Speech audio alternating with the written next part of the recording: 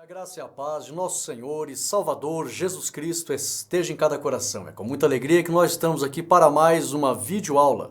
E hoje a lição de número 5 vai falar sobre a unidade da raça humana. Já deixa o teu ok, já se inscreva no nosso canal para baixar os slides, www.academiateologica.com.br. Os slides estão lá.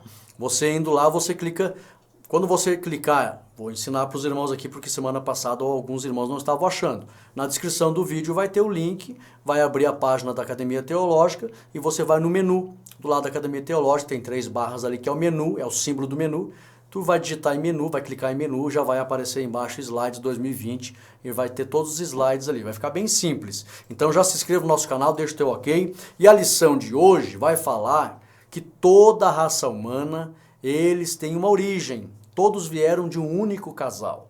Por que a lição vem falando sobre isso? Irmãos, é grande o número de pessoas no mundo que não acreditam na Bíblia, nessa história. Em relação à humanidade, muitos acreditam na evolução, muitos acreditam que o ser humano surgiu de uma ameba, surgiu de um macaco, muitos acreditam que a raça humana surgiu em vários lugares na Terra, questão da evolução. Por isso que tem diversidade de raça e de línguas, são muitas teorias que existem por aí. Nós vamos aprender aqui que todos vieram de um casal, na verdade a Bíblia chega a dizer que todos vieram de uma única pessoa, que foi Adão, vamos mostrar aqui. Nós vamos ver aqui que toda a raça humana, as emoções são iguais, para mostrar que todos vieram de uma mesma pessoa. Nós vamos ver a questão da emoção, dos sentimentos, nós vamos ver a questão das línguas. Todas as línguas, a grande maioria das línguas, elas têm uma mesma origem em muitas palavras, para mostrar que todas vieram de uma mesma raiz, de uma língua mãe. Então tem muitas provas na Bíblia que toda a raça humana veio de um homem, de Adão. Por que é importante essa lição? Você vai encontrar pessoas que não acreditam nisso. Vai encontrar pessoas que vão argumentar com você acerca da evolução. Então nós vamos aprender o que diz a Bíblia. A teologia, ela tem muitas provas. A teologia bíblica, ela tem muitas provas de que toda a raça humana, ela descende de um casal, Adão e Eva. E outra coisa, isso foi algo de vários debates lá na faculdade, quando eu estudei e fiz teologia. As pessoas dizem, hoje, você aprende na escola que a raça humana foi evoluindo, e daí tinha lá o Homo sapiens, depois o Homo habilis, e aí os homens da caverna, e foram evoluindo, não sabiam falar, criaram fogo, eram ignorantes, e foram evoluindo na inteligência, no conhecimento, desenvolvendo muitas coisas. Isso já está provado hoje, várias ciências, tanto a arqueologia como a história, já prova que o homem não era ignorante no passado. Todos vieram de um casal inteligente. O homem já era inteligente e muito inteligente. Tá? Para você ter uma ideia, 3.000 anos antes de Cristo já existiam os zigurates. O que é isso? Eram barracões para armazenar sementes.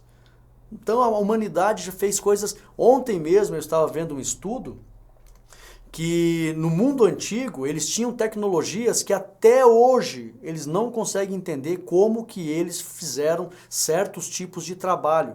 Ele chega à conclusão que o ser humano no mundo antigo, há 3.000 anos antes de Cristo, 2.000 anos antes de Cristo, eram muito mais inteligentes do que os homens de hoje. Hoje as pessoas recriam o que foi criado. Eles naquela época, eles inventavam, eram muito inteligentes.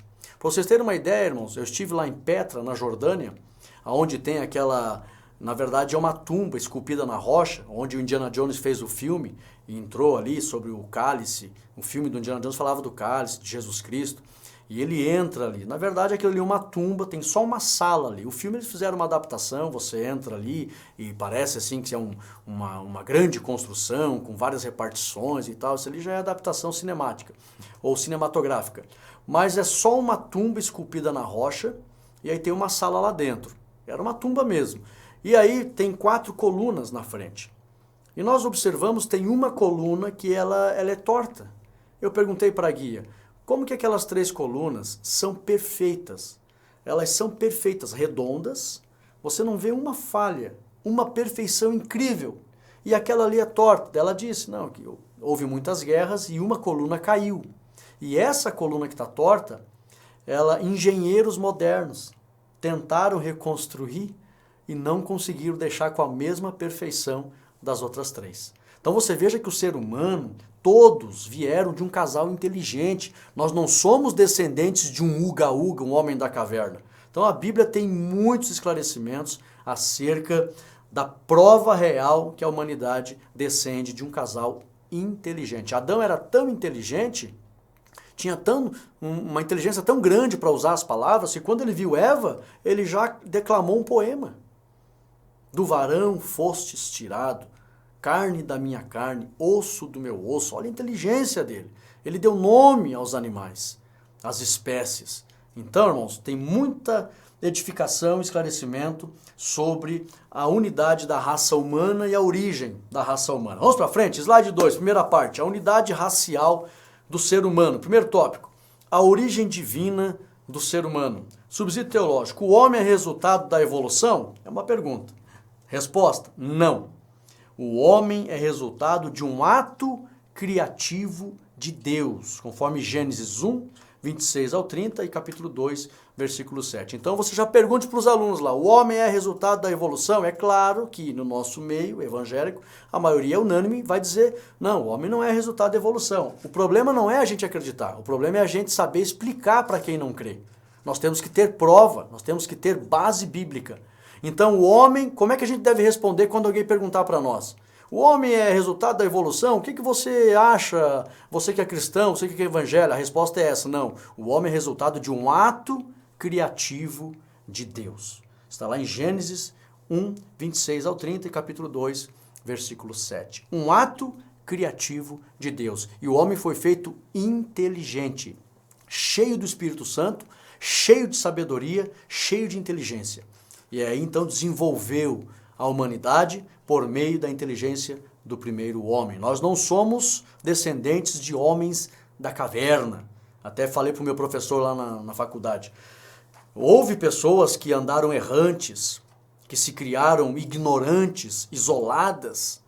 Houve até, e o que não falar, nós sabemos que existe pessoas deficientes, que têm deficiência auditiva e são mudas. Quem é que prova para mim, eu falei para o professor lá, quem é que prova para mim que muitos homens da caverna que não sabiam falar não eram mudo e surdo e mudo? Nós sabemos que o primeiro casal era inteligente, falava, e toda a raça humana descende desse primeiro casal inteligente. Então, a humanidade não é resultado da evolução, é resultado de um ato criativo de Deus. Vamos para frente. Tópico 2. E aqui a nossa missão é fazer você entender cada tópico. A unidade racial do ser humano. O que esse tópico está tentando ensinar? Subsídio teológico. A doutrina da evolução ensina que os seres humanos evoluíram em diversas espécies e em diversos lugares. É correto afirmar que a diferença de raças é resultado da evolução? Resposta: não. A diferença de raças é resultado da adaptação geográfica. Todos os seres humanos vieram de um único ser, Adão. Está lá em Atos 17 e 26, está na leitura bíblica em classe esse texto. Olha aqui para o irmão Rodrigo. Não é, por que tem pessoa que é alemã, olho azul, o outro é, eu coloquei até na foto ali uma mocinha, uma menina loira e uma menina negra. Por que existe essa diferença? Por que uns têm bastante pelo, outros não têm? Por que o japonês tem um olhinho puxado? É tudo adaptação. Ora, se não vejamos, uma pessoa lá na África, eu estive no continente africano, é muito quente. A pessoa realmente, eu senti o calor imenso, quase 50 graus, a sensação térmica. Não tem quem não fique moreno. Se eu morasse na África, eu fosse hoje morar lá na África, os meus filhos iam ser mais morenos do que eu, os meus netos já nasceriam quase que todos morenos. É adaptação. Por isso lá o ar é mais quente, o ar é rarefeito, por isso que as vias respiratórias aéreas, nasais, dos africanos, dos morenos, elas são mais largas, porque eles precisam de mais oxigênio realmente, porque o ar é mais quente. E eles têm pouco pelo justamente porque é muito quente. E o olho, então, né, bem escuro, porque a claridade é muito forte. Diferente do europeu.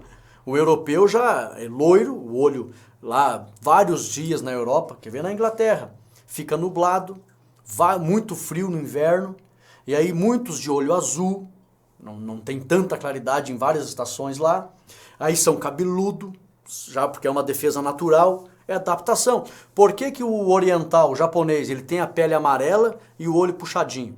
Primeiro porque o sol lá no Oriente, ele cai na perpendicular.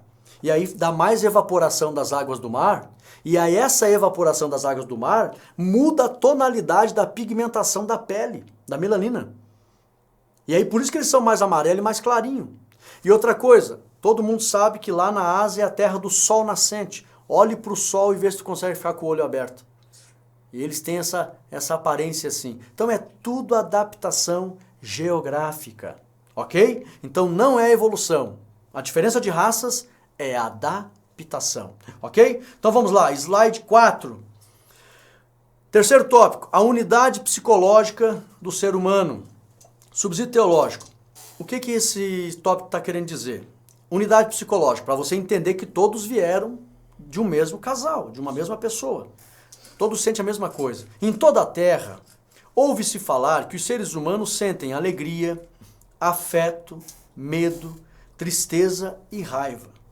Isso revela a mesma composição psicológica em todos. A psicologia estuda a alma dos seres humanos e suas emoções e sentimentos. Todos os seres humanos possuem os mesmos sentimentos. A diferença está no grau desses sentimentos.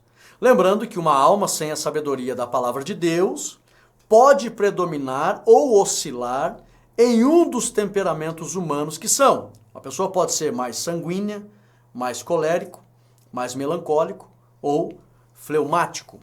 Uma alma aperfeiçoada pela palavra de Deus, ela recebe o fruto do Espírito e a temperança do Espírito para equilibrar seu temperamento na vontade de Deus, a fim de receber a mente de Cristo, conforme Gálatas 5:22, 1 Coríntios 2:16. Por que eu estou falando aqui do temperamento? Os 4 temperamentos que a psicologia detectou que existe na humanidade. E é por isso que a humanidade descende de um homem só, porque todos têm as mesmas emoções. Isso que eu nem quis trazer aqui, irmãos, o tempo não permite, a questão do DNA. Nenhum animal tem o DNA humano. Então já está provado que nós não somos descendentes de macaco, tá? Mas nós estamos aqui na questão psicológica. Vamos aqui. Existem 4 temperamentos. Existe aqui o sanguíneo, colérico, existe aqui o melancólico e o fleumático. A pessoa, todos os seres humanos têm esses temperamentos e a pessoa vai oscilar ou mais em um ou mais em outro. A pessoa sem Jesus, sem o aperfeiçoamento da palavra, sem o fruto do Espírito Santo, ela pode oscilar com um grau acentuado em um desses temperamentos. Agora, quando nós recebemos, tá, eu já aproveitei para falar aqui, quem recebe o Espírito Santo e o fruto do Espírito Santo pela palavra de Deus, ele recebe a temperança do Espírito e ele consegue equilibrar esses temperamentos. Vamos aqui, o próximo slide, slide 5, só para você ver aqui, as 8 faces das emoções humanas. Tem aqui a face neutra, tem aqui a alegria, a raiva, a tristeza, o desprezo, a surpresa, a aversão e o medo. Olha aqui para o irmão Rodrigo. 8 faces que provam que todos os seres humanos têm as mesmas emoções. Essa aqui é uma das maiores provas de que todos descendem de um só homem, Adão. E se tratando de emoções, tá, é importante falar que os temperamentos, quando você estuda os temperamentos, que todo mundo diz aí, não, mas todo mundo ou é melancólico, ou é fleumático, ou é colérico, ou é sanguíneo. É verdade, todo mundo tem um pouco de cada coisa. Tá? Até no slide 4, aqui voltando um pouquinho, note que eu coloquei aqui, ó, alguém pode ser 40% sanguíneo, pode ao mesmo tempo ser 25% colérico, pode ao mesmo tempo ser 20% fleumático e pode ao mesmo tempo ser 15% melancólico. Pode oscilar em todas as áreas do temperamento. O importante, eu costumo dizer, nós temos que ter o fruto do Espírito. O slide 6, olha que interessante, eu coloquei aqui, ó. Fiz questão de mostrar para os irmãos, porque a lição vem falar de psicologia, de emoções, de sentimentos. Então eu coloquei aqui, ó, os 4 temperamentos, sanguíneo, colérico, melancólico e fleumático. Dentro do círculo tem ali os defeitos de cada um que predomina e fora do círculo as qualidades. Note que, vamos aqui o sanguíneo, geralmente foi catalogado aqui, classificado que atores, vendedores e oradores tendem a ser sanguíneo. Os defeitos do sanguíneo, tá, são mais característicos por pusilânime, volúvel, indisciplinado, impulsivo, inseguro, egocêntrico, barulhento, exagerado, medroso. Esse é o sanguíneo. Aí o colérico está mais relacionado a pessoas, produtores, construtores, líderes. Os defeitos, iracundo, sarcástico. Então aqui você vê todos os defeitos. Na Escola Dominical Domingo, compartilhe esse slide com os alunos que vocês vão conversar.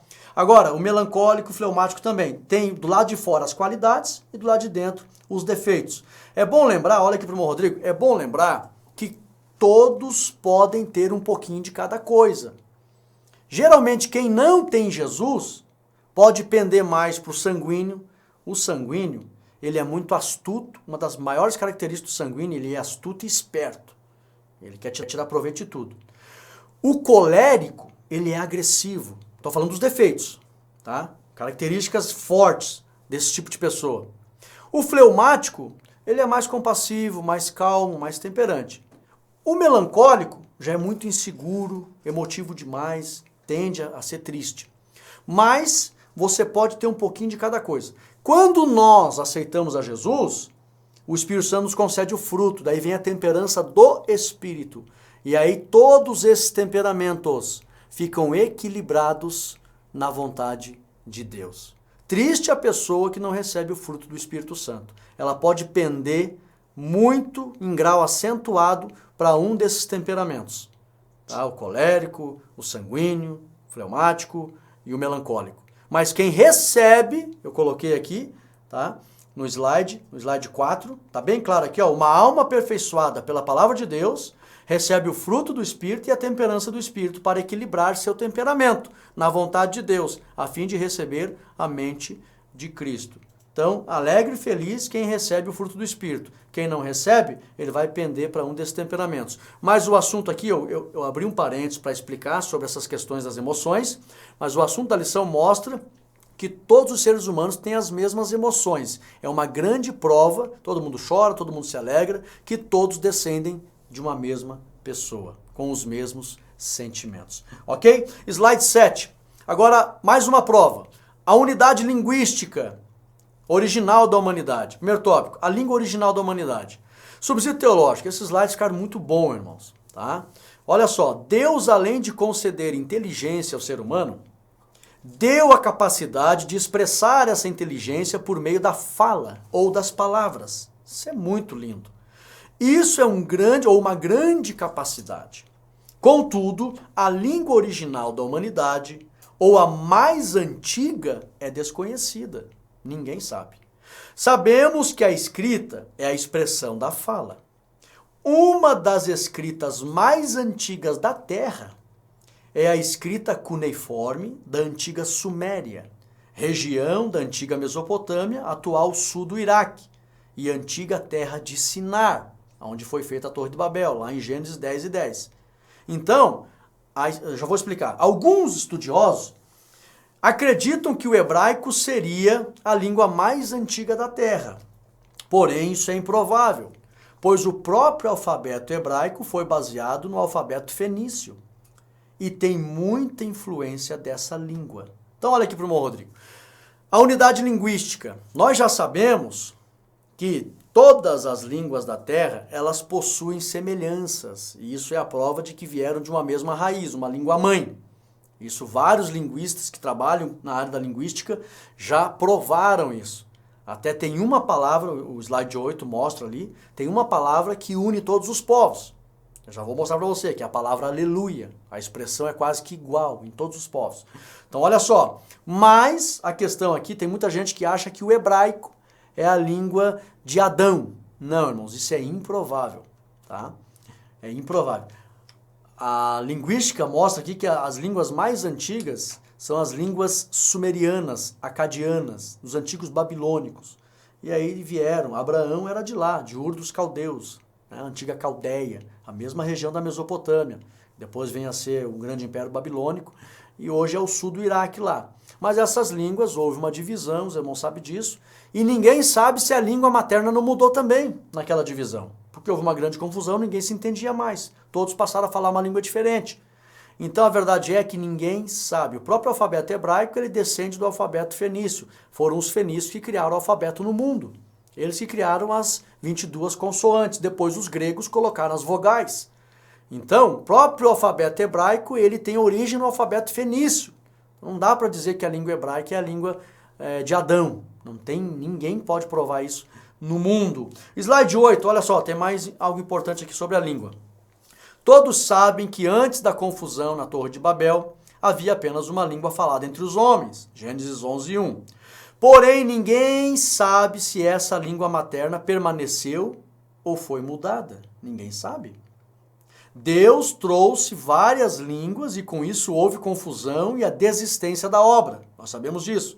É bom lembrar que a crença nessa época era de que os deuses habitavam acima das nuvens e as pessoas desejaram habitar com os deuses. E isso não agradou ao Senhor verdadeiro Deus. Um dos motivos pelo qual Deus trouxe aquela confusão, já tinha muita idolatria no mundo, irmãos.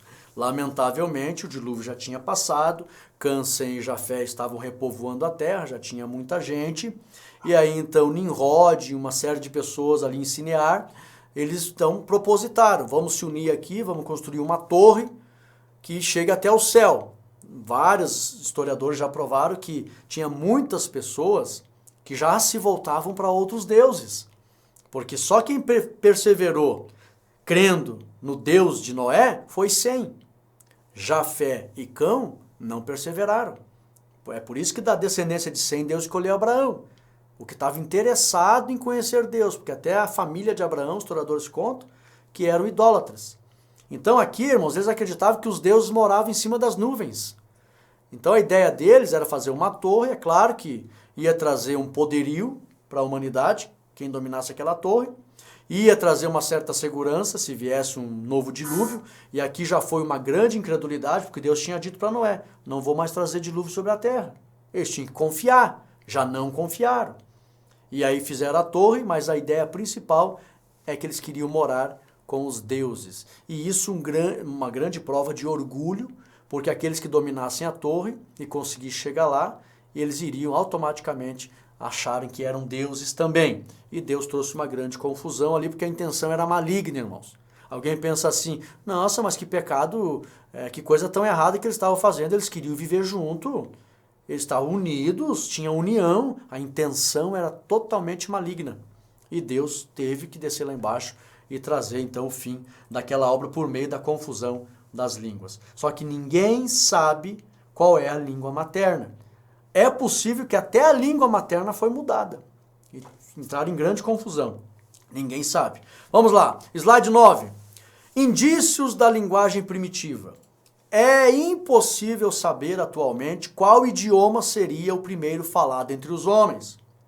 O que se sabe é que todos os idiomas possuem algumas palavras semelhantes e que estão ligadas a uma mesma raiz. Até esse desenho aqui da vaca, o alfabeto fenício, eles criaram o alfabeto, a expressão vocal A, eles usavam, que era chamado Aleph, era a cabeça de um boi. Aliás, era uma casa. Aleph era uma casa, o desenho de uma casa. E o B, que é Beit, era a cabeça de um boi. Era o desenho. Então, o primeiro alfabeto, antes de ser criado, eles faziam desenhos, tá? Eram como se fosse os hieroglíficos egípcios. Muito desenho. Tá? Então, as primeiras expressões de escrever eram desenhos. Por isso que surgiu o alfabeto. O Aleph era o desenho de uma casa, o Beit era a cabeça de um boi. Então, Aleph, Beit, formou a palavra alfabeto. Vamos para frente aqui. Em Cristo todos somos um, que é a terceira parte da lição. Então, já vimos aqui a primeira e a segunda parte. Todos descendem de um mesmo casal, no aspecto emocional, também no aspecto da fala. Tá? E nós temos aqui, deixa eu só para concluir aqui, é bom lembrar que a palavra aleluia, nós sabemos, ela liga praticamente todos os povos. Mas vamos para frente que eu vou comentar algo sobre isso. Em Cristo todos somos um, slide 10. Primeiro tópico, o pecado universal de Adão, subsídio teológico. O pecado de Adão trouxe uma influência para todos os homens, isso é fato. Qual é a prova, Rodrigo, da influência desse pecado? A prova de que todos são influenciados pelo pecado é a morte de todos, conforme Romanos 5:12. Por isso o pecado é universal. Se alguém perguntasse, que culpa eu tenho pelo pecado de Adão? É que você acabou pecando também, isso te influenciou, e eu pergunto para você, você dura para sempre? Não. Eu morro. Então o pecado te influenciou também. Só não iríamos morrer se não tivesse acontecido o pecado. E o Senhor Jesus, é bom lembrar que ele não morreu. Jesus não morreu, Rodrigo? Não. Mataram Jesus. Tá? Vamos atentar para isso aqui. Mataram Jesus. E como ele morreu sem pecado, porque foi assassinado, ao terceiro dia a morte não o prendeu, ele ressuscitou, porque a Bíblia chama ele, né? Tem uma expressão que diz o último Adão, a própria lição aqui, o comentarista Claudio Honor comenta do segundo Adão, não tem problema nenhum, irmãos. Tem pessoas que fazem uma certa confusão, não, mas a Bíblia diz que é o último, não é o segundo. Não tem problema, irmãos. Teve dois Adão, um que pecou, derrubou, e o outro que justificou, na linguagem da humanidade, dos homens, um que derrubou e outro que justificou, ok? Então não tem problema falar que Jesus foi o segundo Adão, que a Bíblia expressa sobre isso. Mas aqui, somos todos um só. Essa é a prova que todos vieram de Adão, porque todos pecam e também morrem. As consequências universais, slide 11.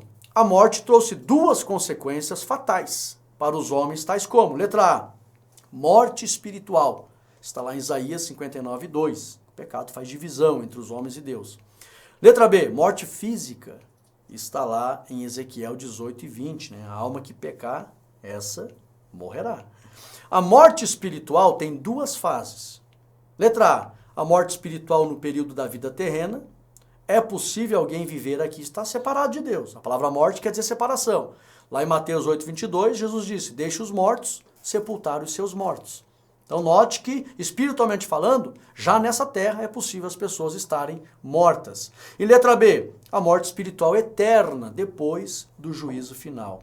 Apocalipse 20:14. Daí é uma separação eterna, não tem volta, não tem mais conserto, é juízo final. Então a morte espiritual tem duas fases. Já nessa terra alguém pode estar separado espiritualmente de Deus. E depois do juízo final, a eternidade toda mesmo separado, é a segunda morte, ok? Então nós temos aqui as consequências universais do pecado, para provar que todos vieram de um homem só. Por quê? Porque todos morrem. Vamos para frente, slide 12. Terceiro tópico. Em Jesus Cristo, o segundo Adão, todos podemos ser salvos. Subsídio teológico. Em Jesus Cristo, todas as raças e línguas são unificadas para a redenção, mediante a fé e o arrependimento, conforme Gálatas 3:28 e Romanos 10:12. Ali fala, não tem grego, não tem gentio, não tem judeu, não tem nada. Em Cristo todos são um. Uma das palavras que mais une as pessoas em Deus é a palavra aleluia, que significa louvai a Deus. A palavra aleluia, na maioria dos idiomas, tem uma pronúncia semelhante. Percebe-se que Deus deixou um indício de que somente nele os povos poderão se unirem. Aleluia! Louvado seja Deus! Eu tive uma experiência interessante. Nós estávamos lá na Península do Sinai, no Egito, numa cidade chamada Sharm el-Sheikh. Fica próximo ao Monte Horebe. E no hotel, nós entramos no elevador, e aí tinha uma pessoa asiática, estava ali no elevador, eu não sei se era do Japão, de onde era, e provavelmente que tem muitos japoneses, né, cristãos, assim, diferente da Coreia do Norte, tem uma ditadura muito forte lá. E tinha ali um casal de russo, e se eu não estou equivocado, não lembro se era uma francesa ou uma americana, e nós, tinha 3 brasileiros. E aí, nós se olhando, tudo dentro daquele elevador, descendo lá do hotel, não sabíamos falar em russo, nem em japonês, né? E aí, alguém falou, aleluia! E aí, todo mundo começou, porque estávamos ali, nós queríamos subir o Monte Horebe, todos que estavam ali para subir o Horebe eram cristãos, de outros povos, mas eram cristãos. E a palavra aleluia, irmãos, nos uniu dentro daquele elevador, nos conectou. Aleluia, aleluia, aleluia, e todo mundo aleluia, balançando a cabeça, e eu pude ver, meu Deus, a palavra aleluia, quer dizer louvar ao Senhor, ela tem o poder de unir a humanidade. Praticamente na língua deles. A expressão é quase a mesma. Aleluia, aleluia, aleluia, aleluia. E era um pouco diferente assim, mas a mesma palavra. Aí Deus deixou um indício, irmãos, de que nele os povos poderão se unir. Aleluia, louvado seja Deus. E a nossa conclusão, coloquei uma frase bonita aqui, unidos em Cristo, a humanidade será feliz, será elevada à comunhão com Deus, a um nível nobre de espiritualidade, somente unidos em Cristo. E nós chegamos ao fim de mais uma lição, a lição número 5, a unidade da raça humana. Então nós provamos que todos vieram de um mesmo casal, de um mesmo ser, no aspecto genético, comportamental, emocional, no aspecto da língua, e isso está mais do que provado. Então você tem que saber argumentar quando alguém questionar. Deixa o teu ok, divulgue esse vídeo e não esqueça, aí no vídeo está aparecendo, adquira a melhor obra já escrita acerca de como você pode dar razão da tua fé. Você crê na Trindade? Ah, eu creio, mas tem 5 bilhões, é verdade, 5 bilhões de pessoas no mundo que não creem. Como é que a gente vai dar prova para elas? Tendo base bíblica. E o livro Para Dar Razão da Nossa Fé tem mais de 300 versículos e menções da Bíblia acerca do Pai, do Filho e do Espírito Santo. Adquira que você vai aprender a se defender e aprender a ensinar sobre a doutrina da Santíssima Trindade. Em breve nós estaremos já publicando, você vai ter a oportunidade de comprar o livro impresso. Muitos irmãos já estão comprando em PDF e estão pedindo o livro impresso. E nós já vamos disponibilizar para os irmãos dentro de poucos dias. Então adquira já o PDF, deixe no teu... Por que eu aconselho a baixar o PDF? É barato, irmãos, R$ 39,90, R$40, pode fazer parcelado no cartão. Se você baixar e deixar no teu celular, aonde você estiver, na rua, no ônibus, no trabalho, se alguém tiver alguma dúvida, você já abre, já mostra para ele a base de que Jesus é Deus, o Espírito Santo é Deus e o Pai também é Deus, ok? Então, adquira o livro e fiquem todos na paz de Cristo Jesus. Amém.